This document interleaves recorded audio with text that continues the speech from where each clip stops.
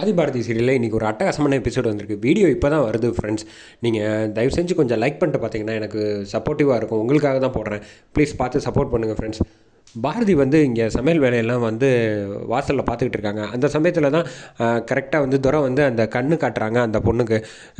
அவங்க வந்து ஒரு முடிவு எடுத்துடுறாங்க. கையில் ஒரு பாட்டில் எடுத்துகிட்டு மாதிரி வந்துட்டு மேலே ஊற்றிக்கிறாங்க. ஊற்றுறப்போ வந்து தப்பாக முடிவு எடுக்காதீங்க அப்படின்ட்டு சொல்லிட்டு பாரதி வந்து ஓடி வராங்க. ஓடி வர்றப்போ அவங்க மேலேயும் சேர்த்து தண்ணி மாதிரி இதை உள்ளதை வந்து கையில் வச்சுருக்க டப்பாவை எடுத்து ஊற்றி விட்டுறாங்க. என்ன பண்ணிகிட்டு இருக்கீங்க அப்படின்னு பாரதி வந்து டப்பாவெல்லாம் தட்டி விட்டுட்டு திட்டுறாங்க. இந்த மாதிரி தப்பான முடிவெல்லாம் எடுக்கக்கூடாது. வாழ்க்கையில் வந்து எப்போவுமே ஜெயிச்சு காட்டணும். நீங்கள் ஏன் இந்த மாதிரி வேலையெல்லாம் பண்ணுறீங்க அப்படின்னோடனே, இல்லை எனக்கும் என் புருஷனுக்கு சண்டை எப்போ பார்த்தாலும் வருது, என்னால் வந்து நிம்மதியாக வாழ முடியல அப்படின்னா, இங்கே பாருங்கள், வாழ்க்கையில் சண்டை சச்சரவு வர்றதெல்லாம் சகஜம். இதெல்லாம் ஒரு சின்ன விஷயம். இதுக்காகலாம் இப்படிலாம் முடிவு எடுக்கக்கூடாது.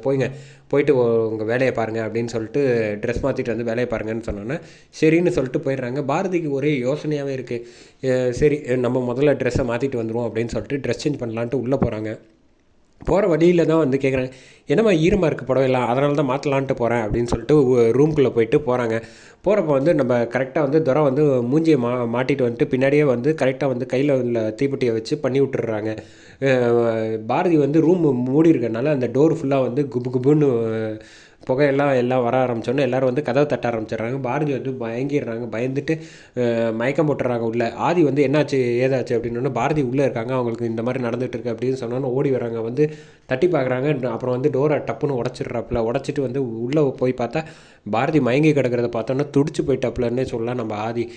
டக்குன்னு வந்து பாரதி வந்து தன்னோட ஷர்ட்டை வந்து கட்டி அவங்க மேலே வந்து போற்றி விட்டுறாங்க. போற்றி விட்டுட்டு உள்ளே அழைச்சிட்டு வந்துடுறாங்க. அழைச்சிட்டு வந்ததுக்கப்புறமேட்டு தண்ணி பாட்டில் எடுத்து தண்ணியை எடுத்து தெளிச்சு விட்றாங்க நம்ம பாரதிக்கு. விட்டதுக்கப்புறமேட்டுக்கு என்னாச்சு பாரதி, எந்திரிங்க அப்படின்னு சொன்னதுக்கப்புறம் எந்திரிச்சா. இப்போ ஒன்றும் பிரச்சனை இல்லை அப்படின்னோன்னா, அதான் நீங்கள் என்னை காப்பாற்றிட்டீங்களே ஆதி, அதனால் ஒன்றும் பிரச்சனை இல்லை அப்படின்னா, ஆமாம் என்னாச்சு திடீர்னு ஏன் இப்படி அப்படின்னோடனே சமயக்கட்டில் வந்து நடந்த விஷயம் எல்லாத்தையும் சொல்கிறாங்க.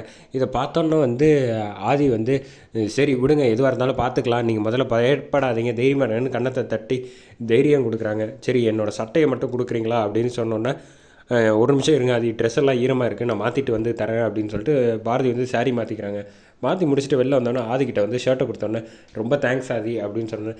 எதுக்குங்க நீங்கள் வந்து மூணாவது மனுஷன் மாதிரி தேங்க்ஸ் எல்லாம் சொல்லிகிட்டு இருக்கீங்க? என் உயிர் உங்களோடது, உங்கள் உயிர் என்னோடது, நம்ம 2 பேரும் வந்து யாராலையும் பிரிக்கவே முடியாது, அதை முதல்ல நீங்கள் புரிஞ்சுக்கங்க அப்படின்னு சொல்லிட்டு சந்தோஷப்படுறாங்க 2 பேரும் பார்த்து பேசி முடிச்சதுக்கப்புறம் ஆதி வந்து செம மாதம் வெளியில் வராங்க. வந்தோடனே வந்து யாராக இருக்கும் அப்படின்னு பார்த்துட்டு இப்படி கரெக்டாக நோட்டை விட்றாங்க. நோட்டை விட்டோடனே அந்த அம்மா கண்ணில் திருட்டு மொழி முடிச்சோன்னே கரெக்டாக கேட்ச் பண்ணிட்டாங்கன்னே சொல்லலாம் ஆதி. ஓ இவங்க தானா அப்படின்னு சொல்லிட்டு ஆதி டக்குன்னு வந்து மறைஞ்சிக்கிறாங்க. மறைஞ்சோடனே அந்த அம்மா வந்து தப்பிச்சு ஓடலான்ட்டு போய் பார்க்குறாங்க. துரை வந்து ஓரத்தில் மரத்துக்கு பின்னாடி ஒளிஞ்சிக்கிட்டு டென்ஷனில் இருக்காப்புல. ஆதி கரெக்டாக கண்டுபிடிச்சிட்டானே அப்படின்னு சொல்லிட்டு டக்குன்னு வந்து அவங்க தப்பிச்சு போகலான்னு பார்க்குறாங்க. ஆதி முன்னாடி வந்து நின்றுடுறாங்க. ஆமாம் எதுக்காக பாரதியை இந்த மாதிரி பண்ண பார்த்தீங்க அப்படின்னு மேலே அனுப்ப பார்த்தேன் அப்படின்னு சொன்னோன்னே ஸ்ட்ரைட்டாகவே கேட்டுறாங்க.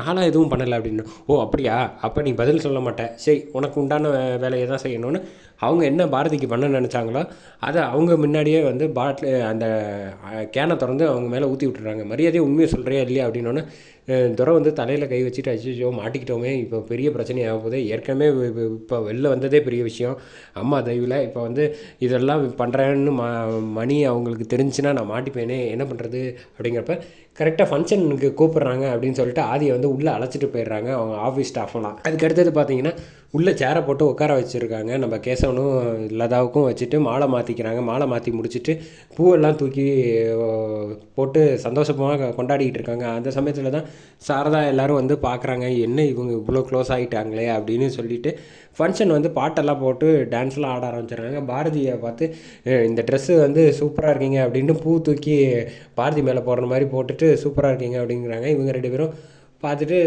ஸ்மைலாக க்யூட்டாக சிரிச்சுக்கிட்டு இருக்காங்க. ஃபஸ்ட்டு வந்து லதாவும் இவங்களும் டான்ஸ் ஆடுறாங்க. நம்ம கேசவனும் டான்ஸ் ஆடி முடிச்சிடுறாங்க. ஆடி முடிச்சதுக்கப்புறமேட்டுக்கு கரெக்டாக பாரதியும் வந்துடுறாங்க. பாரதி வந்து டான்ஸ் ஆடுறாங்க. அதையும் செமையாக இருந்துச்சுன்னே சொல்லலாம் அந்த சீனு. ஆடி முடிச்சுட்டு வந்து டக்குன்னு வந்து வெளியில் வந்துடுறாங்க நம்ம பாரதி. வெளில வந்தோடனே அது இந்தாங்க இந்த ரெசிப்ட் கிஃப்ட் வாங்கி வச்சுருந்தேன், அது வந்து பேலன்ஸ் பேமெண்ட் வேறு கொடுக்கணும், இதை கொடுத்துட்டு வாங்கிட்டு வந்துடுங்க அப்படின்னு சொன்னோன்னே பாரதி நீங்கள் உங்களுக்கு புரியவே மாட்டேங்குது, என்கிட்ட எதுக்கு நீங்கள் வந்து மூணாவது மனுஷன் மாதிரி காசெல்லாம் கொடுக்குறீங்க, நீங்கள் வேற இல்லை நான் வேற இல்லை, அதை முதல்ல நீங்கள் வந்து உணருங்க, சும்மா என்னை வந்து வெளியாள் மாதிரி பார்க்குறத முதல்ல நிப்பாட்டு பாரதி அப்படின்னு சொல்லிட்டு அங்கேருந்து ஆதி வந்து செம்ம மாதம் வந்து போகிறாங்க. அதோட எபிசோட அட்டகாசமாக